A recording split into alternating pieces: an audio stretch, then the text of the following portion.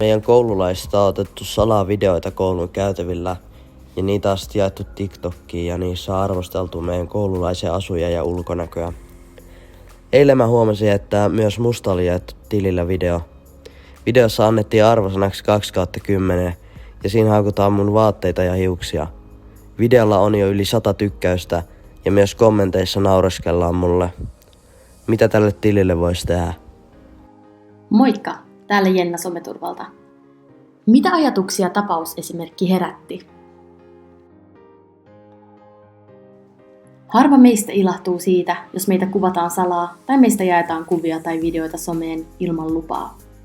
Lähes kaikista meistä on kuitenkin joskus otettu kuva tai video ilman, että olemme antaneet siihen luvan, ja monista on päätynyt epäimartelevia tai loukkaavia kuvia someen, viestiryhmiin tai muualle nettiin. Kun puhutaan kuvaamisesta, se on yleisillä paikoilla lähtökohtaisesti sallittua silloinkin, kun kuvassa tai videossa näkyy muita ihmisiä. Oikeus kuvata julkisilla paikoilla kuuluu jokaisen sanan ja ilmaisun vapauteen. Ei ole siis rikos, jos kuvaat videota vaikkapa kadulla tai ostoskeskuksessa itsestäsi ja videossa sattuu näkymään taustalla muita ihmisiä. Myös koulu on lain mukaan julkinen paikka. Koulun käytävällä tai luokkahuoneessa tapahtuva kuvaaminen ei siis ole lähtökohtaisesti rikos. Hyviin tapoihin kuitenkin kuuluu se, että toisten kuvaamiseen pyydetään aina lupa. Jos kaveri tai joku muu kieltää kuvaamisen, kuvaamista ei tulisi jatkaa. Meillä jokaisella on oikeus päättää oman yksityisyytemme rajoista. Sitä on tärkeää kunnioittaa. Voi myös tuntua epämiellyttävältä huomata, että muita koululaisia kuvataan salaa ja kuvia jaetaan someen. Tällainen voi helposti aiheuttaa epävarmuutta ja heikentää omaa turvallisuuden tunnetta koulussa. Koulussa puhelinten käyttöä ja kuvaamista voidaankin rajoittaa yhteisillä järjestyssäännöillä. On tärkeää muistaa, että on tilanteita ja paikkoja, joissa on parempi olla kuvaamatta ollenkaan. Toisen kuvaaminen ilman lupaa yksityisessä paikassa, kuten vessassa, pukuhuoneessa tai suihkussa, voi nimittäin olla rikos nimeltä salakatselu. Myös kodit ovat yksityisiä paikkoja, joissa tapahtuvaan kuvaamiseen pitää aina kysyä etukäteen lupa. Missä tilanteissa kuvaaminen voi olla erityisen vahingollista? Onko joitakin tilanteita, joissa kuvaamiselle ilman lupaa voi olla hyvä syy?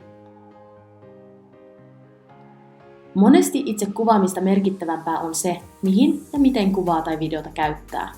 Vaikka kuvaaminen olisi ollut ihan sallittua, voi kuvan tai videon jakaminen muille olla rikos. Esimerkki tilanteessa video on jaettu TikTokiin. Oppilasta on arvosteltu videossa ja haukuttu. Myös kommenteissa on naureskeltu. Jos tahallaan halventaa toista esimerkiksi jakamalla hänestä someen nöyryttävän videon ja haukkumalla häntä, voi kyseeseen tulla jopa rikos nimeltä kunnianloukkaus. Lisäksi esimerkiksi yksityisen tai intiimin videon jakaminen ilman lupaa someen voisi olla rikos. Jos videossa näkyisi esimerkiksi, että jotakuta lyödään tai kiusataan, voisi kyseeseen tulla rikos nimeltä yksityiselämää loukkaava tiedon levittäminen. Kun jakaa videoita someen, kannattaa siis olla tarkkana. Somessa asiat voivat lähteä nopeasti leviämään ja harmittomaksi ajateltu teko voi lähteä omista käsistä. Vaikka et pysty hallitsemaan sitä, miten suuriksi videon jakamisesta johtuvat vahingot kasvavat, voit tästä huolimatta joutua kantamaan siitä vastuun. 15 vuotta täyttäneet ovat jo rikosvastuussa teoistaan ja kaikki, myös alle 15-vuotiaat, voivat joutua maksamaan toiselle rikoksella aiheuttamaansa vahingon, kuten henkisen kärsimyksen. Kuvassa tai videossa esiintyvältä kannattaa aina muistaa pyytää lupa jakamiseen. Jos joku toinen on jo jakanut videon someen, saako sitä jakaa eteenpäin? Jos joku jakaa ikävän tai pilkkaavan videon toisesta, se ei anna sinulle lupaa jakaa videota eteenpäin tai kommentoida videota ilkeästi tai naureskellen. Olet vastuussa omista jaoistasi ja sanoistasi. Mitä voit tehdä, jos huomaat, että sinusta on jaettu ikävä video somessa?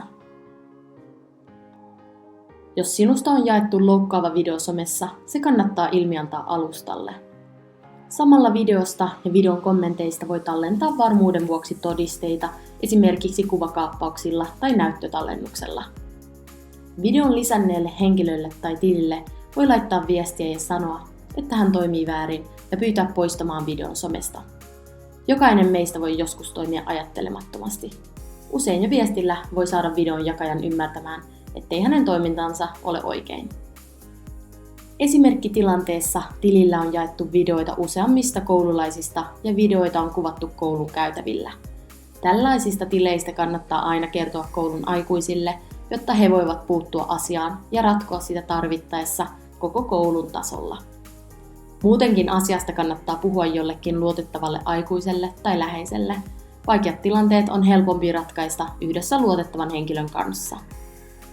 Jos sinusta jaettu ikävä video on erityisen nöyryyttävä tai esimerkiksi hyvin intiimi tai yksityinen, voi myös rikosilmoituksen tekeminen olla paikallaan. Jos sinusta jaetaan kuvia tai videoita ilman lupaa, älä jää yksin. Saat kaikkiin somen ikäviin tilanteisiin matalalla kynnyksellä apua someturvasta. Voit kysyä apua ihan nimettömästi ilman, että kukaan koulussasi saa tietää siitä. Kiitos, kun kuuntelit.